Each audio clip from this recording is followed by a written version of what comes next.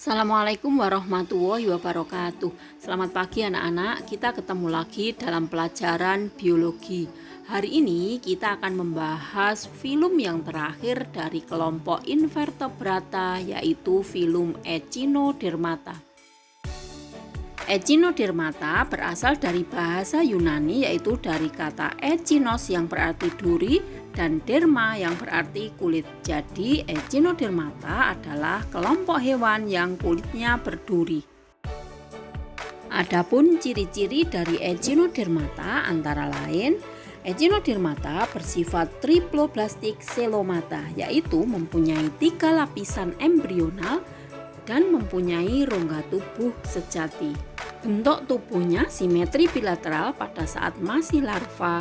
Setelah dewasa, tubuhnya menjadi simetri radial, di mana tubuh dapat dibagi menjadi 5 bagian yang tersusun mengelilingi sumbu pusat. Rangka tubuh hewan ini terdiri atas lempeng-lempeng zat kapur. Epidermisnya dilengkapi dengan tonjolan duri-duri halus dari zat kapur. Echinodermata tidak mempunyai kepala, tubuh dalam sumbu oral dan aboral. Warna tubuhnya bermacam-macam, ada yang berwarna biru, orange, merah, kuning, putih, dan hitam. Hewan ini bergerak menggunakan kaki pembuluh atau kaki ambulakral. Habitatnya di laut, bisa di pantai yang jernih dan tidak bergelombang atau di dasar laut. Adapun sistem organ pada Echinodermata, sistem pencernaan makanannya sudah sempurna dimulai dari mulut, esofagus, lambung, usus, dan anus. Tetapi ada yang tidak mempunyai anus. Alat pernafasannya berupa papula atau tonjolan pada rongga tubuh, insang, kaki tabung, dan tentakel.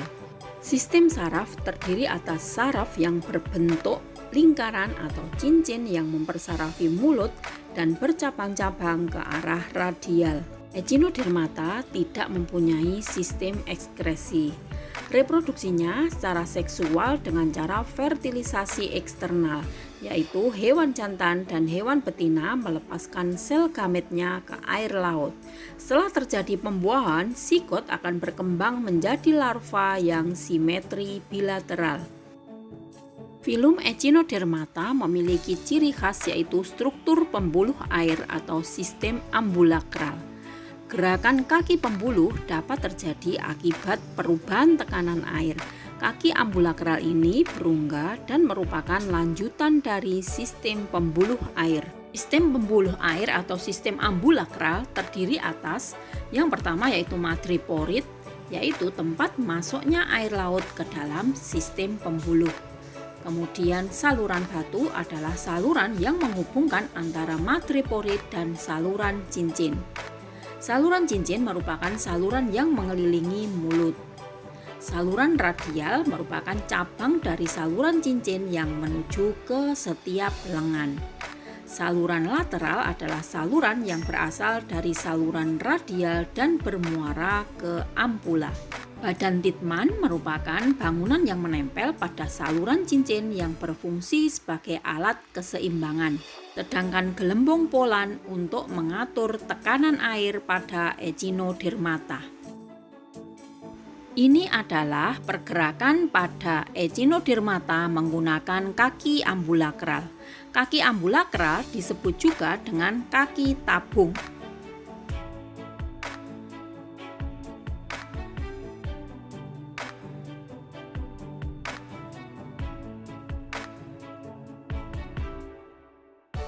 Kaki tabung dapat bergerak karena akibat perubahan tekanan air pada sistem pembuluh. Sistem ambulakral bekerja dengan cara air masuk melalui madreporit menuju saluran batu, kemudian menuju saluran cincin, menuju saluran radial, dan menuju saluran lateral yang nanti akan bermuara ke ampula.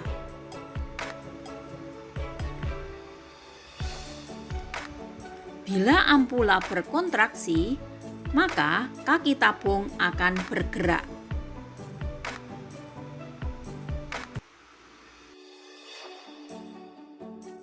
Sistem pembuluh air ini berfungsi untuk bergerak, bernapas, dan untuk membuka cangkang mangsa hasil buruannya.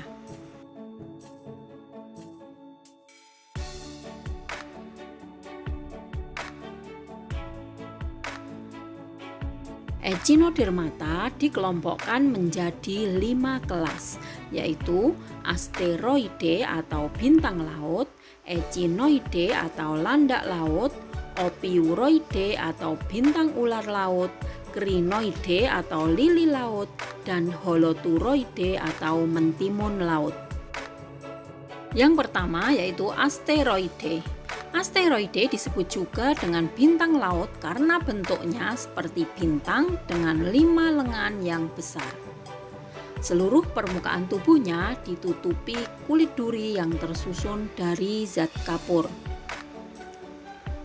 Pada permukaan tubuh aboral terdapat duri-duri pendek dan tumpul, dan di antaranya terdapat pedicelaria, yaitu kaki penjepit yang berfungsi untuk menangkap mangsa, melindungi tubuh dari benda asing, dan untuk melindungi insang dermal atau papila. Mulutnya terletak di bagian oral atau bagian bawah, dan pada permukaan atas atau aboral terdapat anus dan madreporit. Bintang laut hidupnya di pantai atau dasar laut yang tidak terlalu dalam. Bintang laut ini memiliki daya regenerasi yang tinggi, jadi jika salah satu lengan terputus, maka lengan tersebut akan tumbuh lagi. Dan jika lengan yang terputus masih memiliki cincin saraf pusat, maka lengan tersebut akan tumbuh lagi menjadi bintang laut yang baru. Reproduksinya secara seksual dan fertilisasinya eksternal. Zigot akan berkembang menjadi larva bipinnaria. Ini adalah beberapa contoh anggota asteroide. Ini adalah struktur tubuh dari asteroide. Pada permukaan aboral terdapat anus dan madreporit. Pada permukaan oral terdapat mulut. Mulut dikelilingi oleh membran peristom dengan 5 alur ambulakral pada lengan. Kelas yang kedua yaitu echinoide. Tubuhnya berbentuk bulat dan seluruh tubuhnya berkulit duri menyerupai landak, sehingga disebut dengan landak laut. Duri-duri pada tubuhnya ini dapat digerakkan pada bagian pangkalnya. Tubuhnya tidak mempunyai lengan. Kaki ambulakralnya sangat pendek, terletak di antara duri-duri yang panjang. Hidupnya di pantai, di atas batu karang, atau di dasar laut. Mulut terletak di bagian oral yang di dalamnya terdapat 5 gigi yang tajam dan runcing yang tertanam dalam rahang yang disebut dengan lentera Aristoteles, yang berfungsi untuk mengambil makanan. Anus, madreporit, dan alat kelamin terdapat pada bagian aboral. Reproduksinya secara seksual, fertilisasinya eksternal atau di air laut. Selanjutnya, zigot akan tumbuh menjadi larva plutea. Ini adalah beberapa contoh dari anggota echinoide. Ada yang berduri panjang, contohnya bulu babi jarum atau diadema sp, dan ada yang berduri pendek, contohnya adalah Echinus sp. Ini adalah struktur tubuh dari echinoide. Bagian aboral terdapat anus, madreporit, dan gonad atau alat kelamin. Pada bagian oral terdapat mulut yang dikelilingi oleh 5 gigi yang tajam dan runcing yang disebut dengan lentera Aristoteles.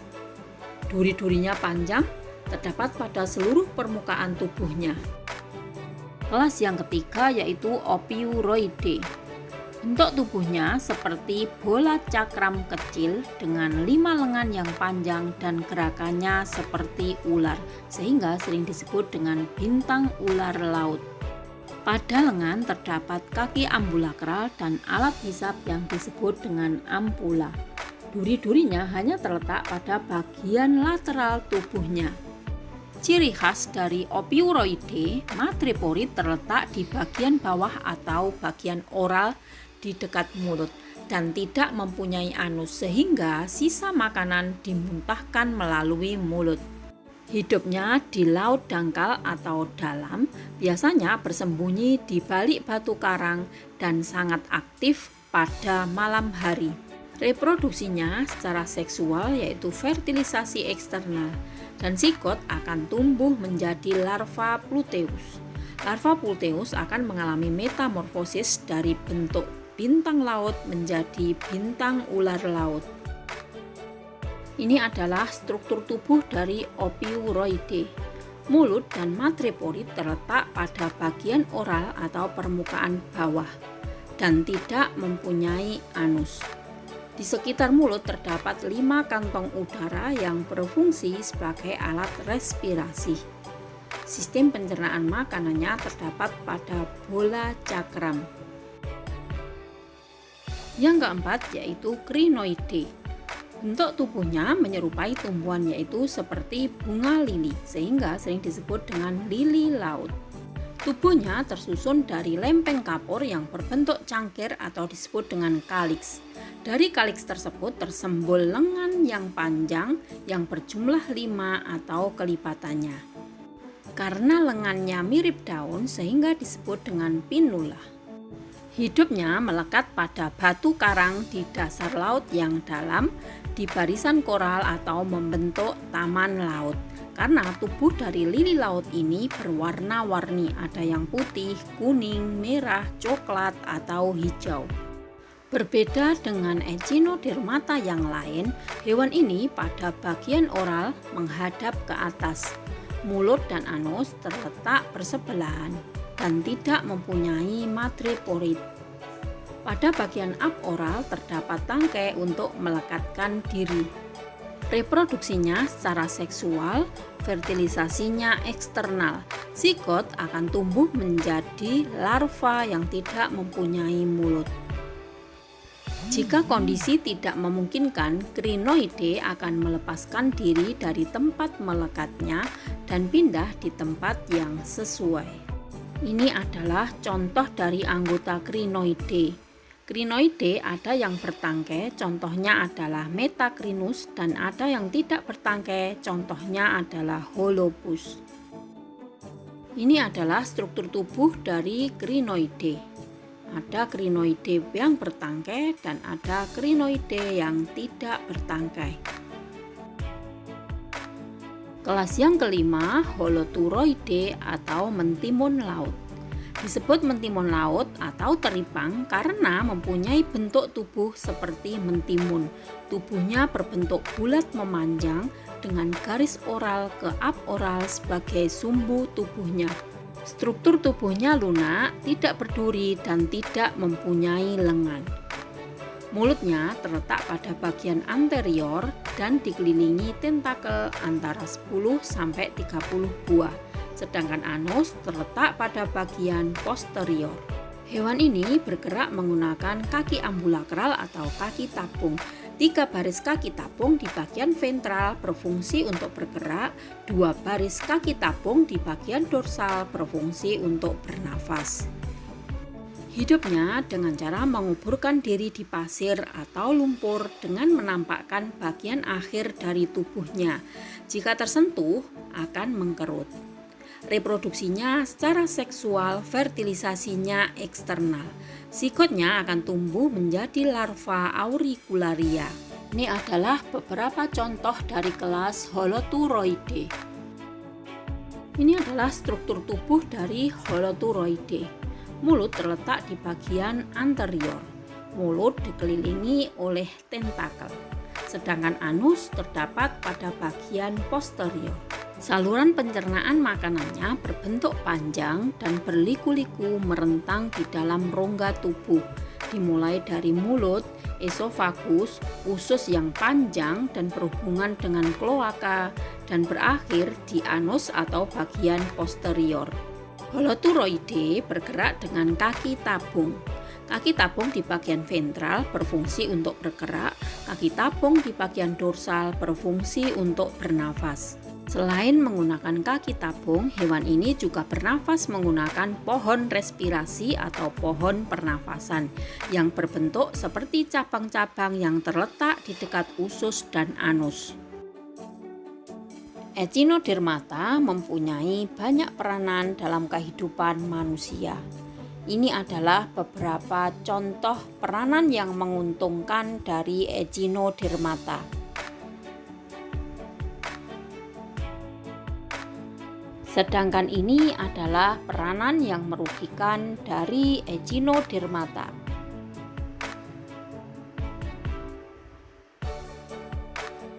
Nah, anak-anak, telah selesai kita bahas materi tentang Echinodermata. Semoga kalian semua sudah paham. Terima kasih. Wassalamualaikum warahmatullahi wabarakatuh.